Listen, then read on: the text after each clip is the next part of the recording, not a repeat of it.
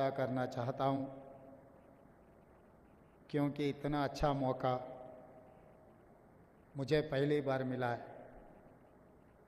Profit Mohammad जो रास्ता दिखाए, वो रास्ता खाली माइनॉरिटी भाइयों के लिए नहीं, इस दुनिया में जो लोग हैं शांति अमन से जीने के लिए जो कोशिश कर रहा है, वो रास्ता हम सब पढ़ने के लिए, लिखने के लिए,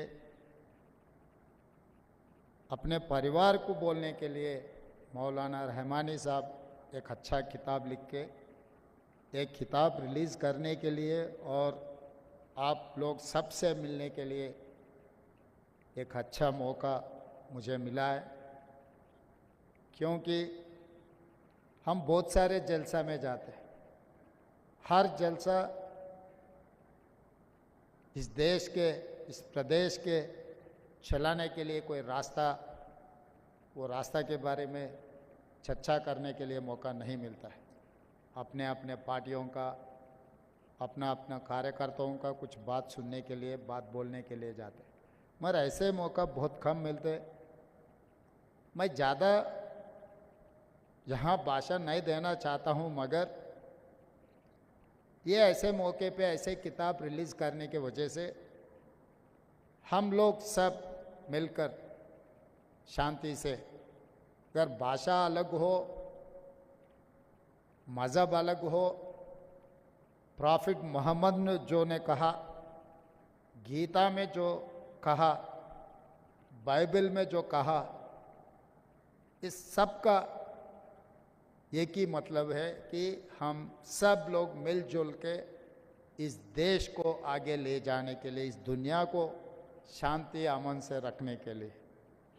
तो ऐसे मौके पे इस देश में क्या हो रहा है, क्या होने वाले हैं, कुछ लोग जहर फैलाने के लिए जो कोशिश कर रहा है, उसको रोकने के लिए हम लोग सब मिलकर सोचना है। और दूसरी बात, मेरा दिल बहुत खुशी हो गए, all India Muslim personal law board president अपने शहर से, अपने भाइयों में एक ऑल इंडिया लेवल पे एक पोजीशन पे गया। हम सब लोग इस बात को खुशी से, गर्व से कह सकता है कि all India Muslim personal law board के प्रेसिडेंट हमारे शहर से। और रहा दूसरी बात, मैं भी सदर साहब के साथ पिछले लोकसभा में मैं भी एमपी था। सदर साहब हैदराबाद शहर के इस कोने पे रहा तो मैं उस कोने पे एमपी बना था। मगर लोकसभा में जब गरीब लोगों के तरफ से, खासकर माइनॉरिटी और दलित आदिवासियों के लिए जो आवाज़ सुनते, बहुत खुशी होते थे कि भाई असदुद्दीन ओवैसी हमारा शहर से ये दलित, आदिवासी और माइनॉरिटी लोगों के लिए जो लोकसभा में जो आवाज़ उठा रहे। कभी कभी असद साहब ने कांग्रेस के खिलाफ भी बोले तो भी मुझे अच्छा लगता था, क्योंकि हमारा ही भाई कुछ आवाज़ उठा रहे। हमारे खिलाफ बोले तो कोई दुश्मन नहीं होते। हर सरकार को चलाने में कभी कभी गलती भी हो सकता है, वो गलतियां सुधारने के लिए स्ट्रांग अपोजिशन का भी ज़रूरत है, वो प्रदेश में हो, देश में हो। आज आप देखो लोकसभा में जनता के भाषण बोलने वाले बहुत कम हो गए। जहर फैलाने के लिए आपस में पंचायत लगाने का भाषण ज़्यादा हो गए। तेलंगाना से खासकर या कंबाइंड आंध्र प्रदेश में पिछले दिनों में अच्छा नेता लोग थे। जयपाल रेड्डी जी जैसे अपने तेलंगाना से आवाज़ उठाने वाले थे, आज के तारीख में तो बहुत कम हो गए। बिजनेस और कॉरपोरेट बिजनेस वाले ज़्यादा आ गए। बिजनेस में तो वो लोग तरक्की अच्छा कर रहे हैं, मगर गरीब लोगों का आवाज़ उठाने वाले कम हो गए। 17 में एक ही दिख रहा है मुझे, असदुद्दीन ओवैसी जी, जो गरीब लोगों की आवाज़ बनकर वहाँ पर सुनाने के लिए जो कोशिश कर रहा है। असद साहब हमारे साथ दिए नहीं दिए वो अलग बात है। चुनाव के समय पर हम उनके उनके तरीक़ा से हमारा तरीक़ा से हम चुनाव लड़ रहे हैं। एक बार चुनाव ख़त्म होने के बाद ऐसे कोई बात नहीं है, हम सब मिलकर 4 करोड़ तेलंगाना जनता को कुछ अच्छा के लिए, कुछ वेलफेयर के लिए, उन लोग डेवलपमेंट के लिए, हैदराबाद शहर को सुधारने के लिए हम लोग मिलके काम करने का ज़रूरत है। हम अलग अलग बैठकर अलग अलग सोचकर हम लोग कुछ किए तो इस शहर का नाम खराब हो जाएंगे। इसीलिए मैं एमआईएम पार्टी से पूछकर यह उनके तरफ से कोई सुझाव आए तो भी हम लोग आगे पीछे नहीं कर रहे हैं। ईसा मुँह से रिवर जो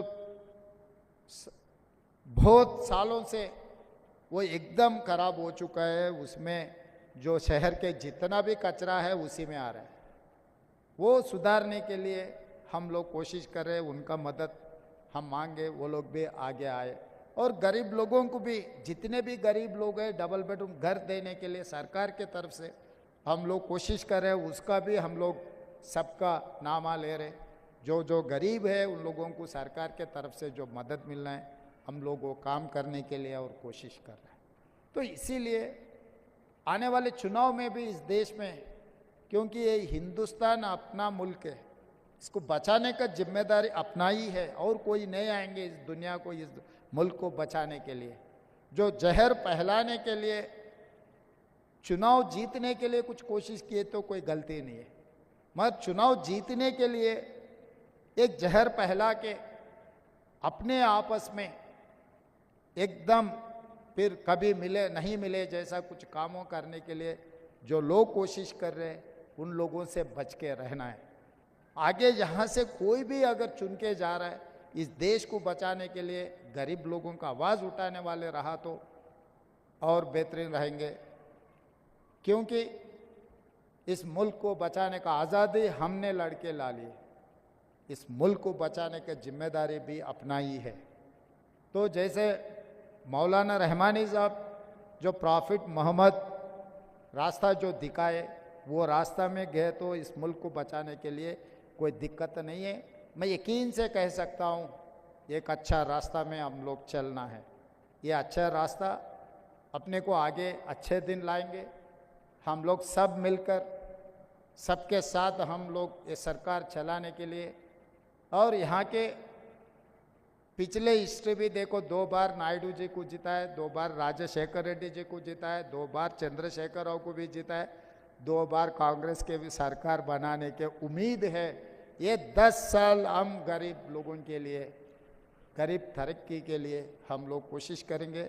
और ऐसे मौका बार बार आया तो मैं बहुत खुशी हो जाऊंगी, क्योंकि आपकी आवाज़ भी सुनने के लिए, मिलने के लिए एक अच्छा मौका है। इतने सारे स्कॉलर्स को मिलने का मौका कभी बहुत कम मिलते, ये अच्छा जो मौका मिला है। और जो ऑर्गेनाइजर्स है, जो शामिल हुए बड़े नेता लोग, बहुत सारे जाने माने बड़े बड़े लोग हैं।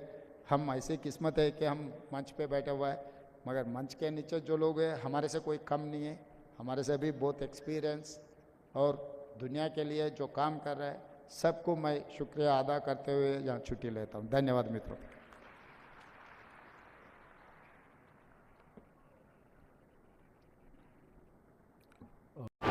AHA न्यूज़ को लाइक करें, शेयर करें और सब्सक्राइब करना ना भूलें।